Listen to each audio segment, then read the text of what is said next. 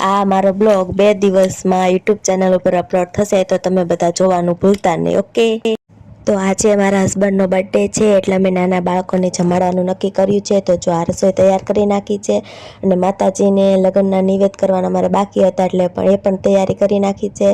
તો ચાલો હવે માતાજીને જમાડી દઈએ, પગે લાગી લઈએ અને પછી હવે આપણે બાળકોને જમાડીએ. તો પગે લાગી લીધું છે, હવે બાળકોને જમાડી દઈએ. બાળકો પણ આવવા માંડ્યા છે અને મારા તિયાનજી બેન જો બેઠી ગયા છે, એ પણ હારે હાર જમવા માટે. તો હવે એ પણ આવી ગયા છે રસ લેવા, રસ લઈને વૈયા ગયા છે ગાયકા. તો હવે એ શું કરે છે આપણે જોઈએ. બેઠી ગયા છે રસ પીવા માટે કેરીનો. તો આ જો ચમચી લીધી હાથમાં, પણ ચમચી નો મજા આવી, થોડોક આવે એટલે આ ઊંધીવાળી ગલાસડી.